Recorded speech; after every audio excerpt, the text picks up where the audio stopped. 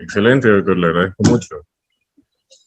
Bueno, muy buenos días, compañeros y médico especialista, doctor Almendares. El día de hoy les voy a hablar acerca de un tema importante que es muy considerado a valorar durante una situación a nivel ecográfica.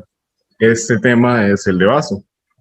Entonces, tomar en cuenta que el vaso es prácticamente uno de esos órganos olvidados, si bien es cierto que este cumple una de las funciones importantes a nivel del cuerpo. Pero, ¿en qué va a consistir esta exposición? Vamos a hablar básicamente de diferentes tópicos, pero previamente a esto, aquí tengo algunas de las bibliografías de las que me basé para hacer esta pequeña charla, para hacer un poquito más amena la clase. Entonces, podemos observar que básicamente se basó todo en la literatura de Rumack y asimismo algunos consejos acerca de anatomía, algunos consejos acerca de ecografía, entre otras cosas. Entonces, para comenzar a hablar del vaso, tenemos que saber cuáles son los objetivos principales. Tenemos que saber acerca de la anatomía, cómo este va a ser evaluado a nivel ultrasonográfico, las anomalías congénitas que pudiésemos llegar a observar en un vaso, qué es la esplenomegalia y cuáles son las lesiones focales que pueden afectar a este órgano. Entonces, para comenzar con el tema, tenemos que saber cómo se desarrolla embriológicamente el vaso. Tomemos en cuenta que el vaso va a ser el resultado de una masa de células mesenquimales localizada entre las capas del mesenterio dorsal, que va a conectar el estómago con la superficie peritoneal posterior sobre la aorta. Tomemos en cuenta, según las siguientes imágenes, en la primera imagen tenemos más o menos cómo se va desarrollando el vaso entre la cuarta a quinta semana de gestación. Podemos observar aquí el mesenterio dorsal y cómo este posteriormente se va a ir desdoblando al contrario de las manecillas del reloj para ir dando las ubicaciones posteriores de los diferentes órganos. Es decir, aquí podemos ir observando en la segunda imagen cómo a través de el mesenterio dorsal, el hígado va a ir adquiriendo una posición al lado derecho y el vaso va a ir adquiriendo una posición al lado izquierdo. Es decir, el estómago embrionario va a tener una rotación de 90 grados y entonces el mesenterio dorsal, incluido el vaso, van a tener esta ubicación a la izquierda a lo largo de la curvatura mayor del estómago. Entonces, ya después, posteriormente, como a la octava semana, se observa esto, pero ya cuando el feto ya está a término, podemos observar en la tercera imagen que ya la ubicación de las diferentes estructuras ya está dada, es decir, el vaso al lado izquierdo y el hígado al lado derecho. Tomemos en cuenta que asimismo a nivel de embriogénesis es muy importante cómo este desarrollo se va dando subsecuentemente, porque la base del mesenterio dorsal posteriormente se va a fusionar con el peritoneo posterior sobre el riñón izquierdo y esto va a dar lugar a uno de los ligamentos importantes como ser el ligamento esplenorenal, algo que toma bastante importancia posteriormente porque a nivel embriogénico, si tomamos en cuenta que hay algún tipo de dificultad al dar este tipo de desarrollo, posteriormente se verá afectado diferente tipo de paciente por esta situación. Tomando en cuenta en este caso, por ejemplo, el ligamento esplenorenal, donde podremos observar más adelante que debido a una falta o exceso de laxitud, va a dar problemas posteriormente. Entonces, asimismo, después de hablar un poquito de la embriología, podemos hablar que tenemos la anatomía en general. Entonces, para hablar un poco acerca de esto, tenemos que tomar en cuenta que el vaso deriva de la palabra latina vadium, que significa rojo, y esto tomado en cuenta debido a sus diferentes pulpas, es decir, la pulpa roja, la pulpa blanca, la pulpa roja tomando su nombre debido a la cantidad de sinusoides que hay en su interior y que le dan su color característico, y la pulpa blanca tomando en cuenta algunas de las funciones inmunológicas que el vaso tiene. Pero hablando a grosso modo acerca de la anatomía, tenemos que tomar en cuenta que el vaso tiene, solo por mencionar algunas cosas, una longitud de aproximadamente 12 centímetros, una anchura de 7 centímetros, un espesor de entre 3 a 4 centímetros, considerándose 5 el límite superior, y un peso promedio de 150 gramos, tomando en cuenta que este puede ser de un aproximado desde los 80 gramos hasta los 200 aproximadamente. o mejor dicho, desde los 80 hasta los 300 gramos. Entonces, entre otras de las situaciones que podemos observar es que el vaso posee varias curvaturas. Podemos observar curvaturas cóncavas, convexas, pero ¿a qué se debe esto? Bueno, en la siguiente imagen podemos observar las superficies y el hilio esplénico. Entonces, en cuanto a su cara visceral, tomemos en cuenta que aquí es donde va a estar localizada la diferente cantidad de vísceras. Por ende, va a tener sus superficies adecuadas para las diferentes cavidades. Entonces, así podemos observar en esta imagen de la izquierda que el vaso posee su cavidad a nivel de la impresión renal, donde el riñón se va a ir a alojar. También tenemos una posición a nivel de una impresión cólica, donde viene realmente el colon a tomar importancia. Y asimismo observamos una concavidad en donde la impresión gástrica va a ser la responsable de que tenga una situación aledaña al órgano conocido como estómago. Asimismo, si tenemos desde otro punto de vista una cara diafragmática, como su palabra lo dice, aquí es donde el diafragma va a tener una relación estrecha con el vaso en cuanto a sus relaciones. Pero si bien es cierto, tenemos también que hablar acerca de la anatomía como tal. En esta imagen ya podemos observar cómo se ubica el vaso en cuanto a las diferentes visualizaciones que se puede tener. Y observamos que es convexo a nivel superolateral, como se mencionaba anteriormente, las curvaturas, es cóncavo a nivel inferomedial, y algo importante que hay que tomar en cuenta es que la superficie diafragmática va a ser convexa y se va a situar aproximadamente entre la 9ª a la 11ª costilla. Algo importante acerca del vaso es que este es un órgano que tiene un patrón de cogenicidad muy homogéneo. Entonces, cuando hay algún tipo de alteración, entre comillas, es algo relativamente fácil darnos cuenta que algo está pasando. Esto debido a la misma homogeneidad de la ecogenicidad como tal.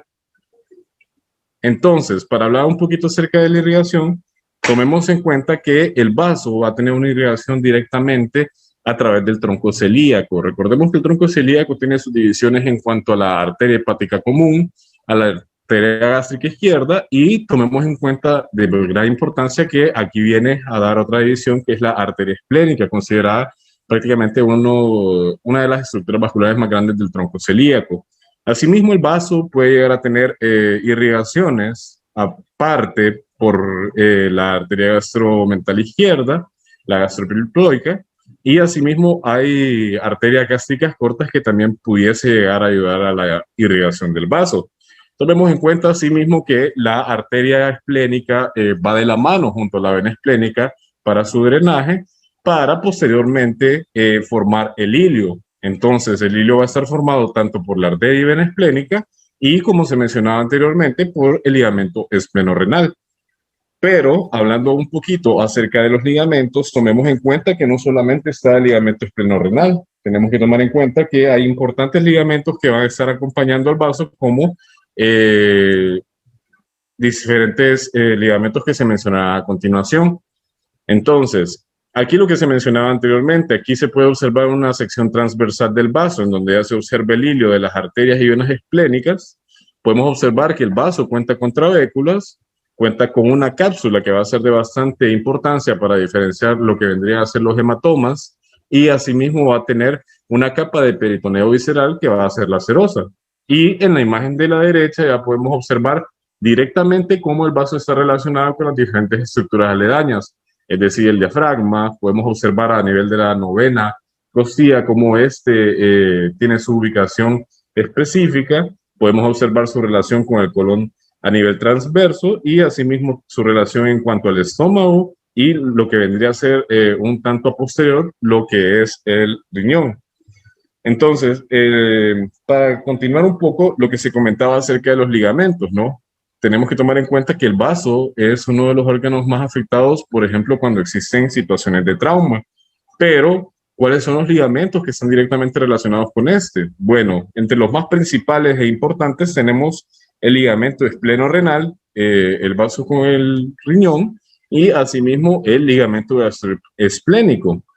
Si bien es cierto, estos son los ligamentos más importantes, también tenemos otro tipo de ligamentos que nos ayudan a la fijación de este. Ya pueden ser a nivel superior el ligamento gastrofrénico. Tenemos también una pequeña división en donde podemos hablar del ligamento frenoesplénico, Y así también tenemos el ligamento que está aledaño al colon, que sería el ligamento esplenocólico. Así también con el acompañamiento del ligamento frenocólico. Entonces, estas son las diferentes estructuras ligamentosas que nos ayudan a la fijación del vaso en sí. Pero bueno, para pasar un poquito más adelante, ¿cómo va a ser la evaluación fonográfica de este? Por lo general, se le va a pedir al paciente que esté en una posición de decúbito supino, se le va a explicar realmente la evaluación de esta parte o estructura corporal, como es el vaso, y se le va a decir que tome inspiraciones. En este caso, más que una inspiración profunda, lo que se le pide al paciente es que haga diferentes tipos de inspiraciones para ver si realmente se puede llegar a obtener una buena imagen del vaso. Y entre otras técnicas, lo que se puede pedir es que se le dice al paciente que tome una inspiración profunda y al momento de la expiración se le dice que la haga de una manera lenta para posteriormente ir viendo cómo el vaso va apareciendo. Por lo general se va a evaluar de una forma que se utilicen transductores convexos, transductores curvilíneos de entre 2 a 5 MHz, aunque también si se quiere tomar en cuenta estructuras más definidas, se van a tomar los transductores lineales, solo para tomar en cuenta un poquito más acerca de la ecogenicidad del vaso como tal y algún tipo de alteración que nos pueda poner algún tipo de duda en el camino. Entonces, como se mencionaba anteriormente, los grados de inspiración para evaluar este órgano son de gran importancia debido a que gracias a estos podemos llegar a obtener una mejor imagen. Posteriormente, ¿cómo va a ser la medida? Por lo general se va a manejar que esta tiene que ser de un tipo longitudinal, como vemos en la siguiente imagen, tomando parte de las porciones tanto en ambos extremos a partir del vaso. Entonces tomamos una medida longitudinal y con eso vamos a tener una medida más específica. Tomemos en cuenta también que a veces son medidas subjetivas. Hay que tomar en cuenta cómo es el paciente, qué tan grande es, la estatura de este, la edad, porque a medida que el vaso vaya desarrollándose en los diferentes grupos etarios, el vaso va a ir disminuyendo de tamaño. No digamos en pacientes que ya son de la tercera edad, solo para tomar en cuenta. Algo que se me olvidaba mencionar también son las funciones del vaso. El vaso es un órgano importantísimo debido a que es el órgano linfoide más grande del cuerpo en sí y tiene funciones directamente relacionadas con la edad que el paciente tenga. Por ejemplo, cuando tenemos un paciente que está en edad fetal, podemos hablar que está directamente relacionada con hematopoiesis. Cuando estamos hablando de un paciente adulto, el vaso va a cumplir funciones de linfopoiesis. También tomemos en cuenta que este es el encargado de la fagocitosis, de la respuesta inmunitaria y, algo importante, del almacén de hematíes. Entonces, por ejemplo, para hablar acerca de las anomalías congénitas, tenemos que tomar en cuenta que entre las más frecuentes que podemos encontrar tenemos los vasos accesorios, que son conocidos como esplenúculos. Tenemos los vasos ectópicos o accesorios, que pueden estar ubicados, de hecho, hasta en el páncreas o en el escroto. El vaso errante, que es cuando el vaso tiene una ubicación un poco anormal y no está directamente en su situación como tal. Tenemos la asplenia, que es el otro extremo, en donde básicamente no vamos a encontrar un vaso, y la poliesplenia, donde esta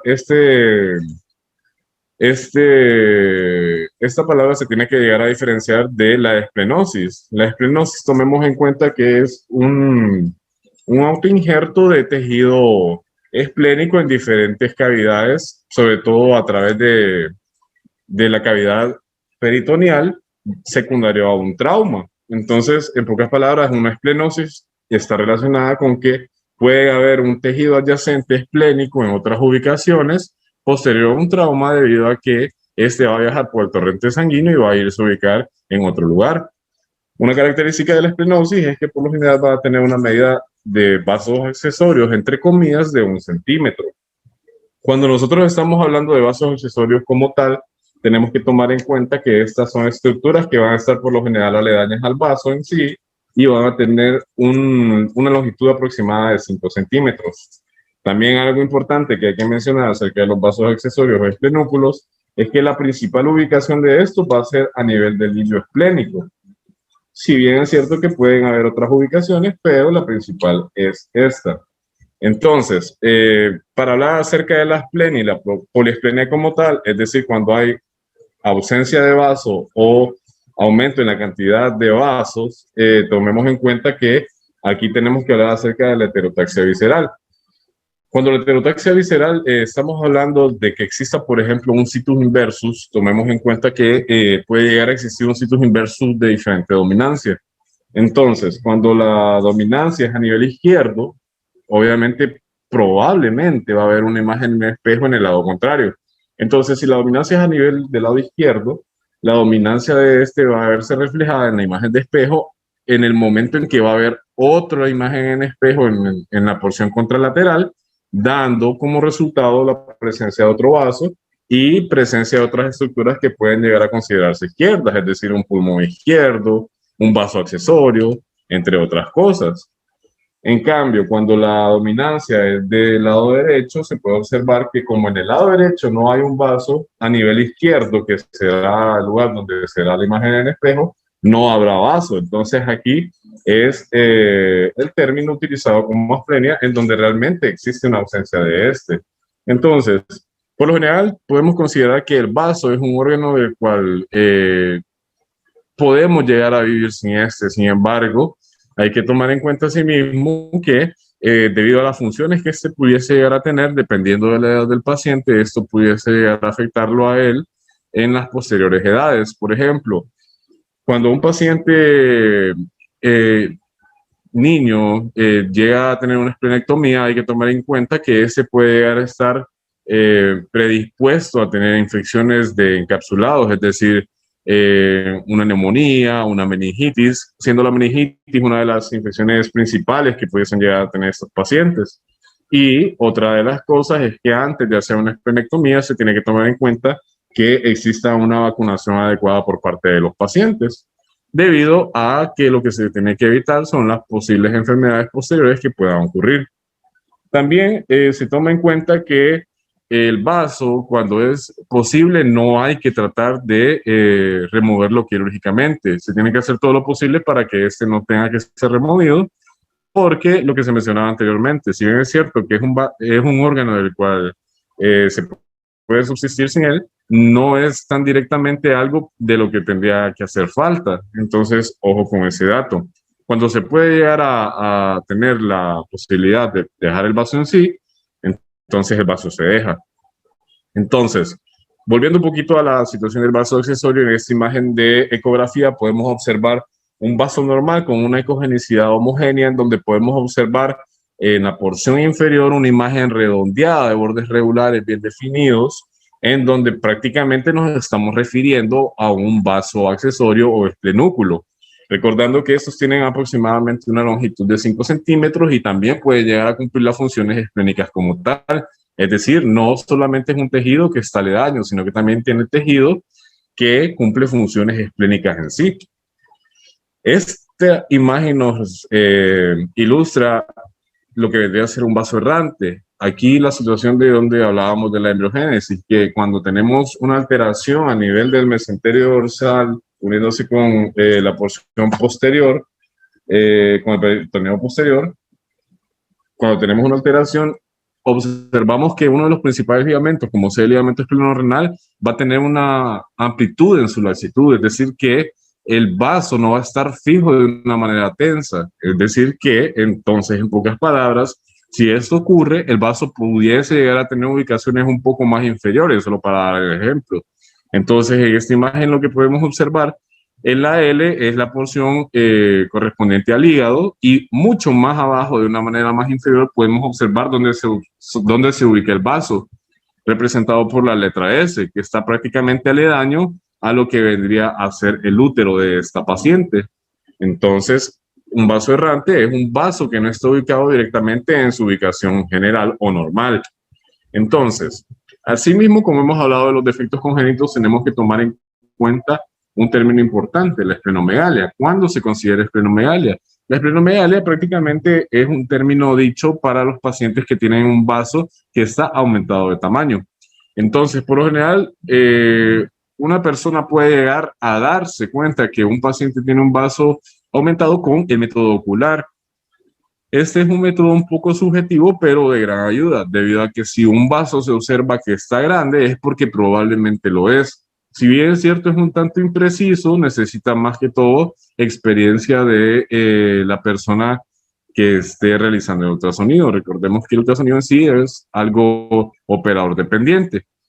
Solo para hacer un poquito de cálculos, de un estudio de aproximadamente 800 adultos se observó que entre las medidas normales del vaso, el 95% tenía una medida menor de 12 centímetros de longitud, una medida menor de 7 centímetros de anchura y un aproximado de menos de 5 centímetros de espesor. Por ende, llegamos a considerar que si hay pacientes que tengan medidas superiores a estas, probablemente estén cursando con una esplenomegalia. Algo asimismo que se tiene que comentar es que la esplenomegalia no es una enfermedad como tal, sino que la esplenomegalia es secundaria a una enfermedad de base. Es decir, el simple hecho de que existe esplenomegalia no quiere decir, este paciente tiene la enfermedad de esplenomegalia. No, esto es secundario a una enfermedad de base.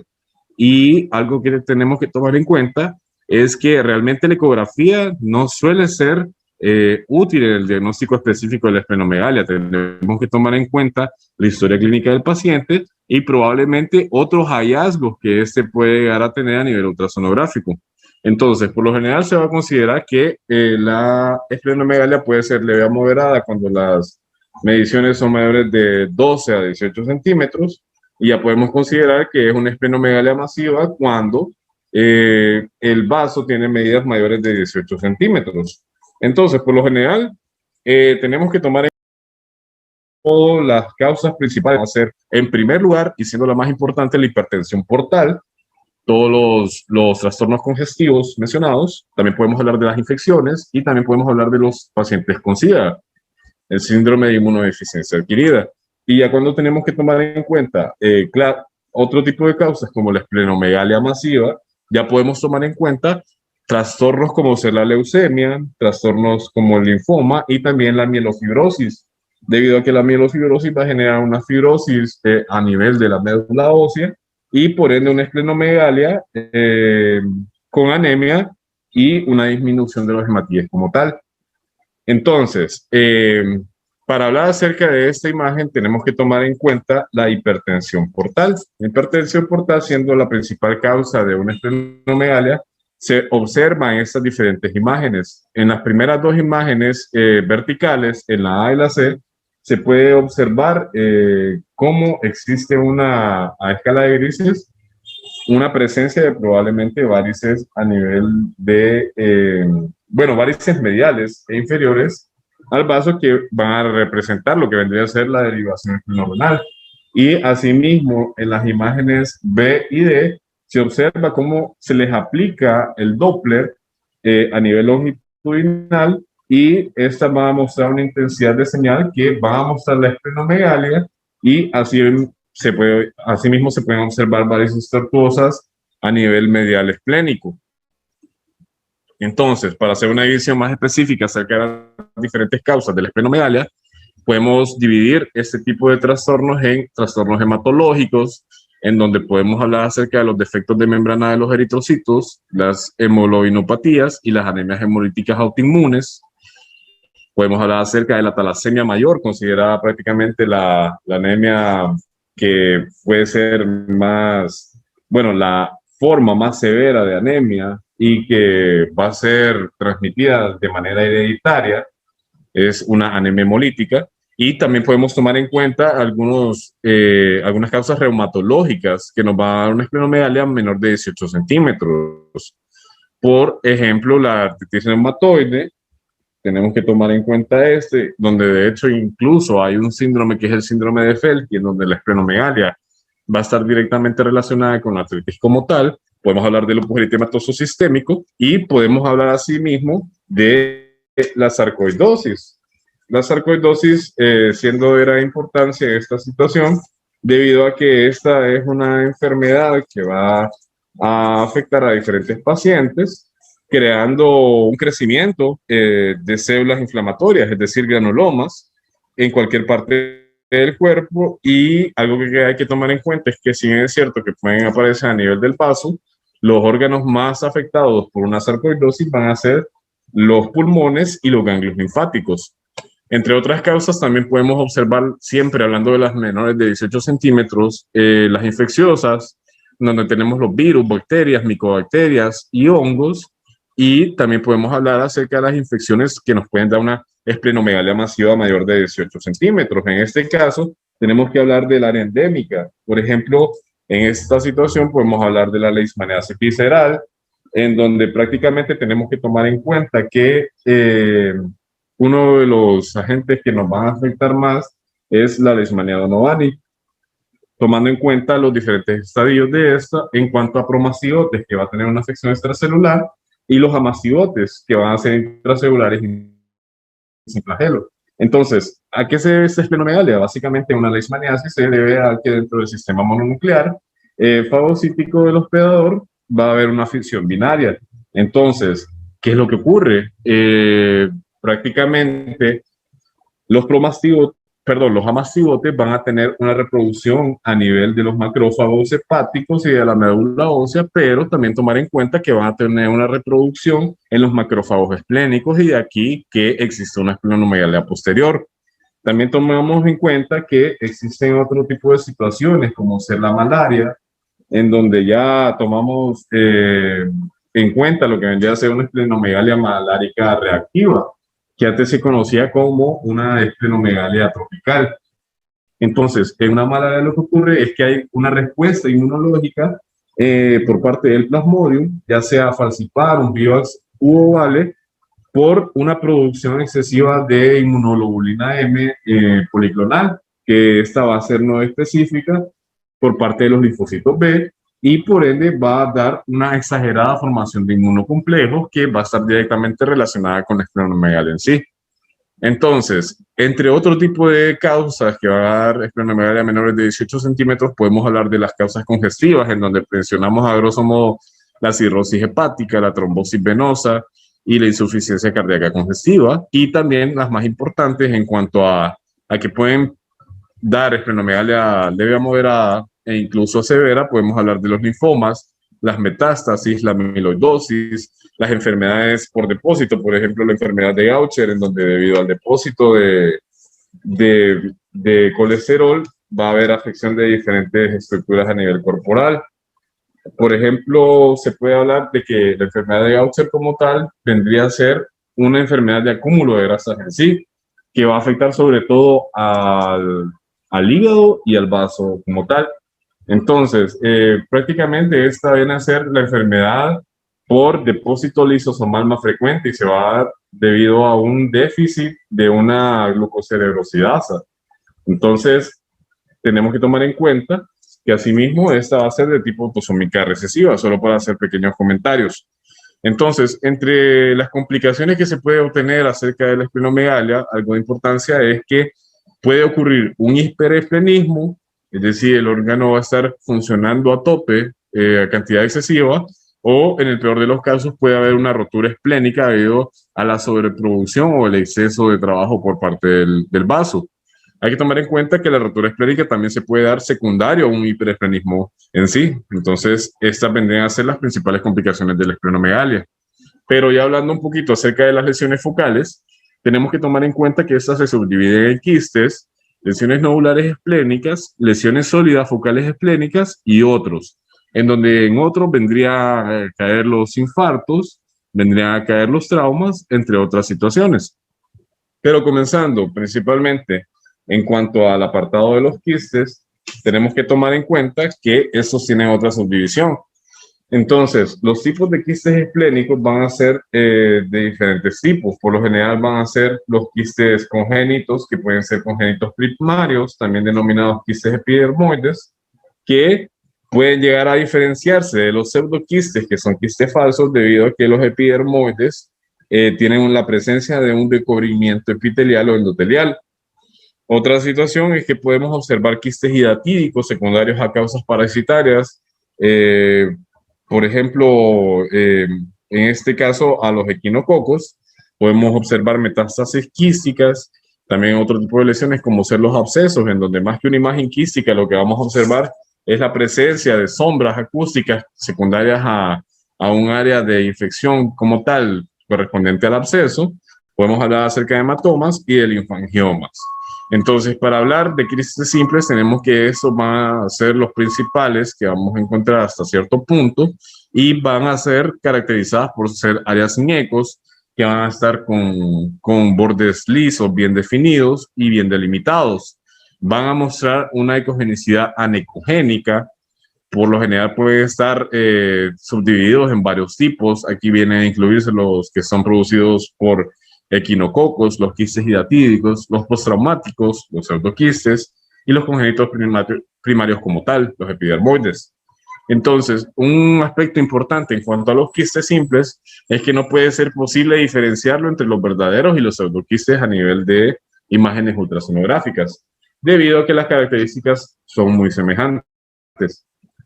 Entonces, por ejemplo, en la siguiente imagen podemos observar un quiste simple. Observemos que se encuentra el vaso en esta imagen como tal, y asimismo podemos observar en su interior una imagen redondeada de bordes bien definidos, anecogénica, que probablemente tiene una medida de unos 5 centímetros aproximadamente.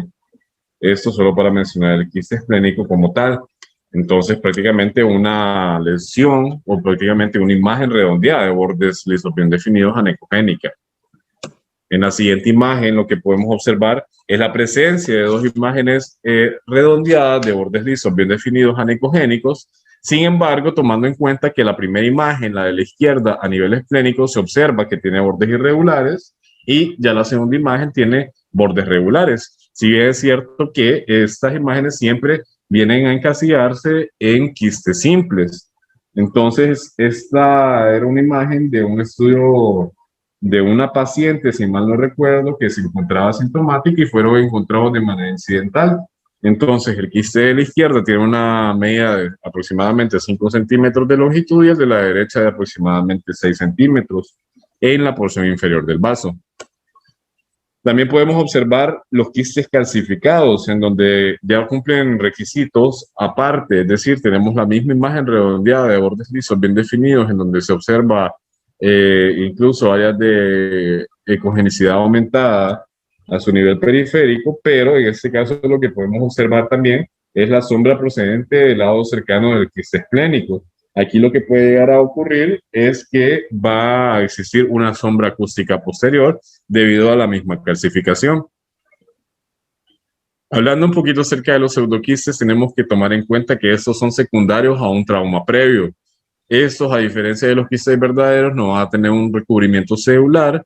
Las paredes pueden llegar a calcificarse y pueden haber ecos de nivel bajo en su interior que pueden estar directamente relacionados con cristales de colesterol o restos. En pocas palabras, a lo que me refiero en esta situación es que un pseudoquiste no es directamente anecogénico, sino que puede tener una hipoecogenicidad en sí, como podemos observar en la siguiente imagen. Aquí tenemos una imagen que, si bien es cierto, tomamos en cuenta que no es directamente anecoica, podemos ver una disminución en su ecogenicidad, tomando en cuenta siempre que es una imagen redondeada, de bordes lisos, bien definidos, como ya se ha venido mencionando anteriormente. Entonces, aquí solo para hacer el pequeño énfasis acerca de la ecogenicidad, que es un poquito diferente. El quiste hidatídico es de estas causas frecuentes en este tipo de países, porque vendría a ser incluso una causa endémica, en donde se puede observar que el vaso es uno de los lugares menos frecuentes, si bien es cierto. Por lo general, este tipo de enfermedades, el quiste hidatídico suele afectar al hígado y los pulmones, pero también el vaso no pudiese llegar a ser una excepción como tal, y por eso se va a tocar en este tema. Entonces, siempre tomar en cuenta los datos clínicos de los diferentes pacientes, hay que tomar los exámenes laboratoriales y asimismo hay que correlacionar en este caso con las imágenes, debido a que aquí es un consolidado de todos estos datos para llegar directamente al diagnóstico e incluso se puede llegar a biopsiar este tipo de quistes y lo que se pudiese llegar a observar son restos o productos de lo que vendrían a ser las tenias. Se podría incluso ver los Scolex a nivel microscópico.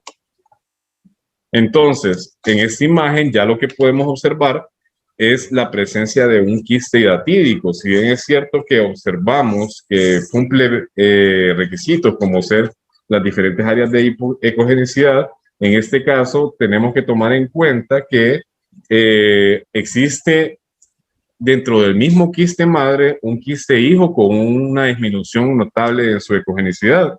Entonces aquí podemos realmente ver la diferencia en comparación con los quistes anteriores. Este tipo de quistes son frecuentes en los pacientes que tienen este tipo de enfermedades como tal causadas por parásitos, en este caso de equinococosis.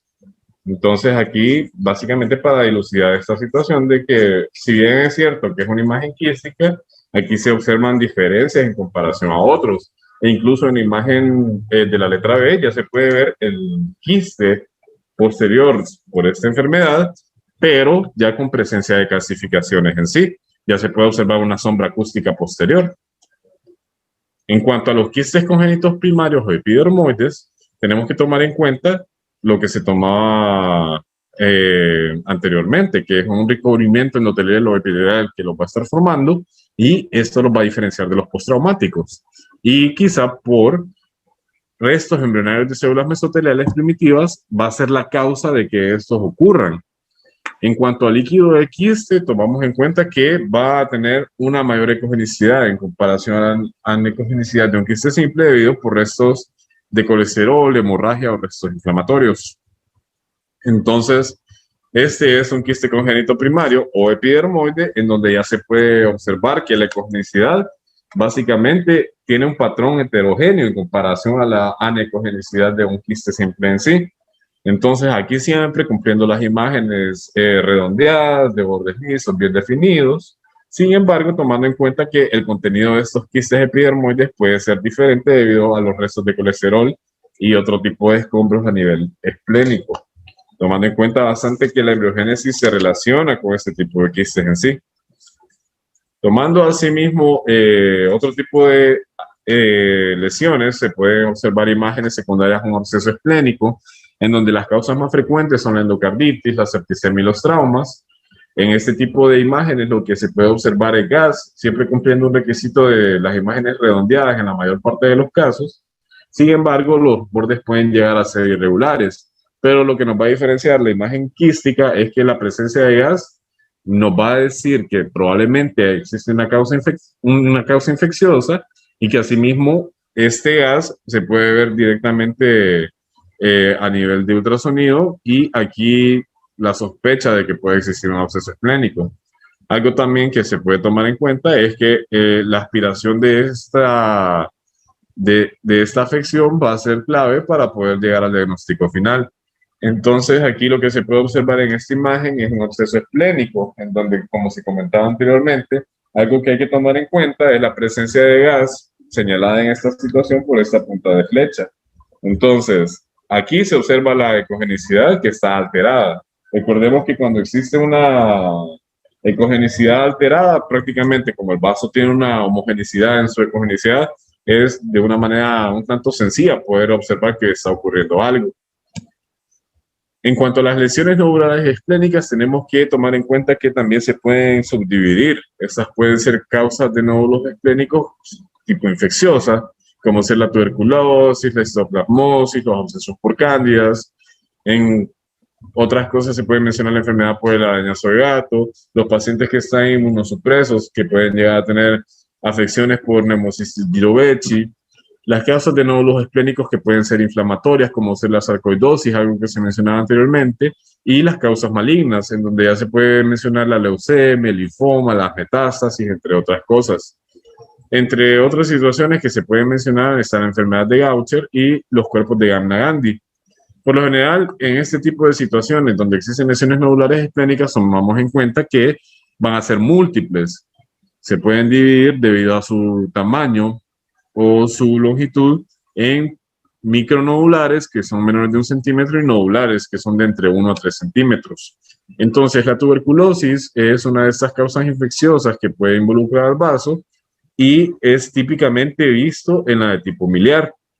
Los hallazgos típicos básicamente van a ser nódulos múltiples hipoecoicos o anecogénicos de entre 0.2 a 1 centímetro y a veces son más grandes e hiperecoicas, sin ecos o como lesiones quísticas que representan probablemente lo que vendría a ser un absceso tuberculoso. Entonces, en la siguiente imagen se puede observar algunas de las situaciones que nos pueden dar como resultado una tuberculosis. En la primera imagen se puede observar cómo estas puntas de flecha señalan una imagen con una ecogenicidad disminuida que puede llegar a ser directamente relacionada a un nódulo por una tuberculosis biliar.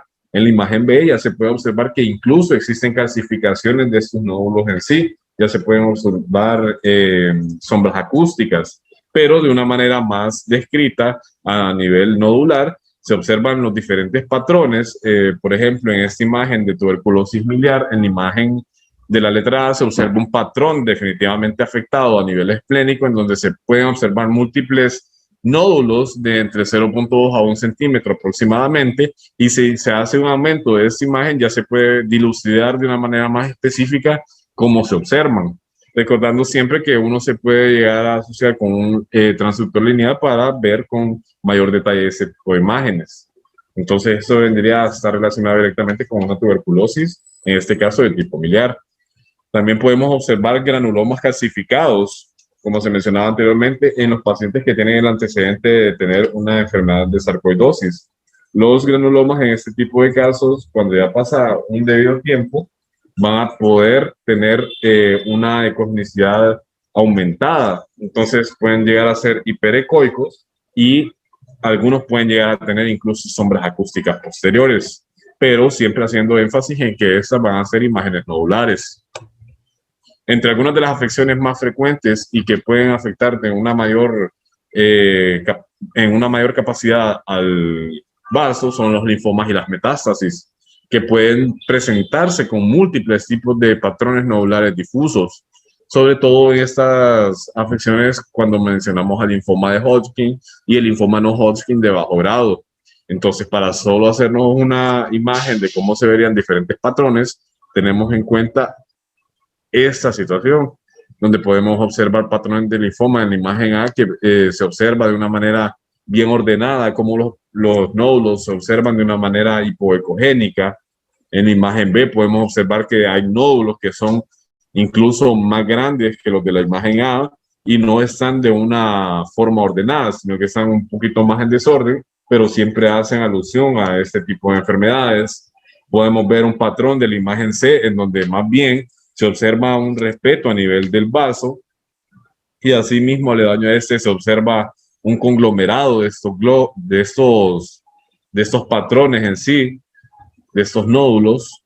Se observa como un área aledaña al vaso, y en la imagen D podemos observar que realmente no se llega a totalmente dilucidar la diferenciación entre el vaso y la presencia de nódulos debido a la cantidad de estos y a la disminución probablemente del tamaño de su longitud.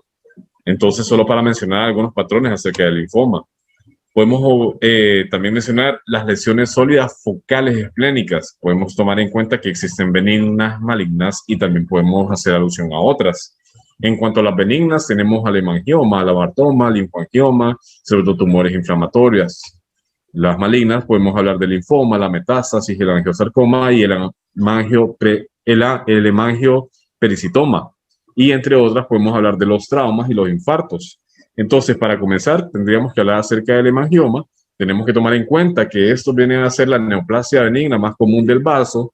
Tiene una incidencia de entre 0.3 a 14% de los pacientes a los que se les realiza una autopsia, y por lo general son fenómenos aislados, no están relacionados con otro tipo de alteraciones. Algo importante es que los hemangiomas también pueden estar a nivel hepático y las características van a ser muy similares a los del tipo esplénico.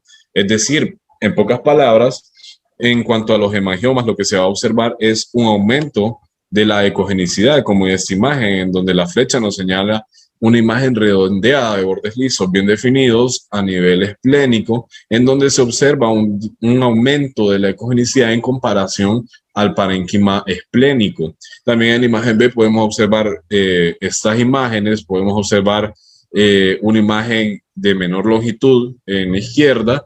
En medio podemos llegar a observar otra imagen con aumento de la ecogenicidad, en donde se observa una sombra acústica, y a nivel de la derecha podemos observar una tercera imagen redondeada de bordes lisos bien definidos, en donde también podemos observar que existe un aumento de la ecogenicidad que está directamente relacionado con el hemangioma en sí. Entre otras cosas, aparte del hemangioma, se puede hablar acerca del amartoma.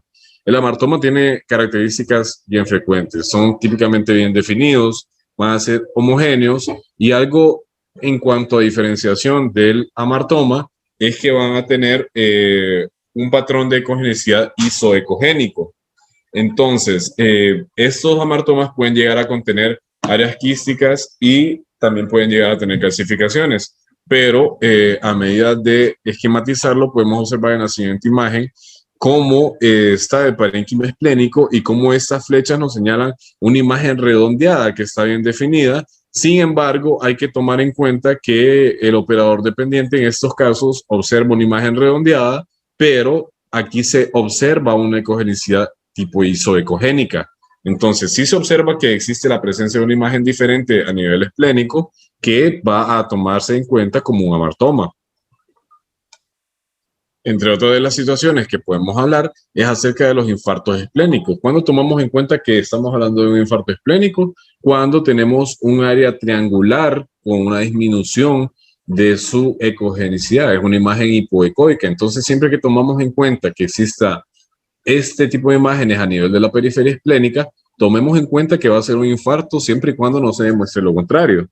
También en esta imagen se ve señalizada esta área hipoecoica que puede estar directamente en alusión con este tipo de infartos, o en la imagen de la letra A podemos observar siempre este tipo de imágenes hipoecoicas, solo que en otra localización a nivel esplénico y con una mayor extensión en comparación a la imagen anterior. Otra situación que tomamos en cuenta es el trauma esplénico.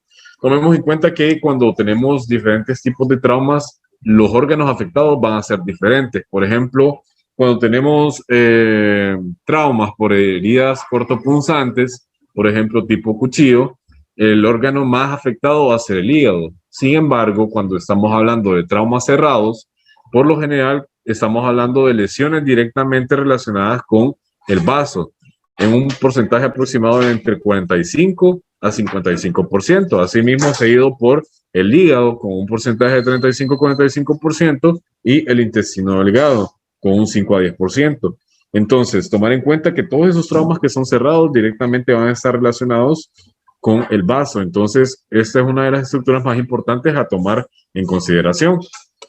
Entonces, aquí solo para hacer la mención, esta es una escala que está dada por el Colegio Americano de Cirugía, pero más que todo es para poner en cuenta cómo se verían estas diferentes lesiones, pero esta escala se utiliza más que todo para ser valorado el vaso, el trauma en sí, a nivel tomográfico. Esto solo es para mencionarlo, en donde se pueden obtener diferentes grados de lesión esplénica, del 1 al 5, tomando que el 1 va a ser una laceración con un hematoma subcapsular, el número que va a tener menos de 1 centímetro de profundidad, el grado 2 de 1 a 3 centímetros de profundidad con un área de aproximadamente 10 al 50% de afección, en donde se puede observar que puede existir un hematoma intraparenquimatoso o un hematoma subcapsular, un grado número 3 en donde existe la laceración, un hematoma subcapsular que puede estar roto o un hematoma intraparenquimatoso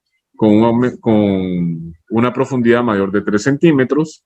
También podemos hablar del grado 4, en donde podemos observar una injuria vascular, puede existir una laceración esplénica y puede haber un confinamiento de sangre activa parenquimatosa, así como un 25 a 75% de la vascularización del vaso como tal. Y ya podemos observar la de grado 5, en donde prácticamente estamos hablando de una injuria vascular, en donde prácticamente tenemos un vaso que está afectado en su totalidad. Entonces, esto solo para hacer un pequeño énfasis en cuanto a las diferentes lesiones que pueden ocurrir en estos traumas esplénicos. Como se mencionaba anteriormente, esta es una escala que se utiliza sobre todo en tomografía, pero la incluí en esta situación solo para hablar un poco acerca del tema. Entonces, aquí lo que podemos llegar a observar son los hematomas encapsulares que van a ser posteriores a este tipo de traumas. Entonces, algo que tiene que tomarse en cuenta en estas situaciones es el respeto o no que pueda haber de la cápsula esplénica. Entonces, en esta imagen podemos observar cómo está el parénquima esplénico con una ecogenicidad bien distribuida, homogénea, y a la par de esta, en la porción derecha, tenemos un área de bordes que, si bien es cierto, están bien limitados, no es totalmente redondeada. Puede verse una distribución de esta imagen hipoecoica a nivel de la derecha que tiene un gran tamaño y hace alusión directamente al hematoma. En la imagen de la letra B podemos observar lo que vendría a ser el hematoma subcapsular, y la flecha nos señala directamente la cápsula, referenciada con un aumento en su ecogenicidad. Ya la cápsula se ve de una manera más hiperecoica en comparación a la prácticamente anecogenicidad del hematoma subcapsular. Y algo también que se tiene que mencionar es el hematoma periesplénico. En esta imagen prácticamente podemos observar el vaso como está dilucidado por su parénquima homogéneo, y aledaño a este, en la porción superior, a nivel de lo que vendría a ser una región subdiafragmática, podemos observar una imagen con diferentes tipos de ecogenicidad, con una ecogenicidad aumentada y disminuida, de bordes irregulares, que hace alusión al hematoma periesplénico, es decir, directamente relacionado al vaso, pero en esa situación de una forma superior. Entonces, por lo general, tomemos en cuenta que dependiendo de la cantidad de horas que el paciente lleve traumatizado, asimismo va a ser la imagen que se puede llegar a obtener. En pacientes que están inmediatamente traumatizados se pueden observar imágenes o no. Y en pacientes que puedan tener 48 a 72 horas, los pacientes pueden llegar a tener incluso una ecogenicidad normal. Entonces, de ahí la importancia de que estos pacientes tengan controles posteriores entre 48 a 72 horas posteriores para ver cómo va la evolución de estos hematomas. Siempre recordando que si el vaso se puede llegar a salvar, hay que salvarlo, debido a lo que se mencionaba anteriormente, que el vaso es uno de esos órganos con los que se puede vivir sin él, pero no necesariamente por eso es que se van a tomar decisiones quirúrgicas tan precipitadas. Entonces, solamente ese pequeño comentario. Entonces, por mi parte, hoy esa ha sido mi exposición y espero que haya sido del agrado de todos. Si hay algún comentario o algo por el estilo, me gustaría escucharlo o saber si existe algún comentario como tal.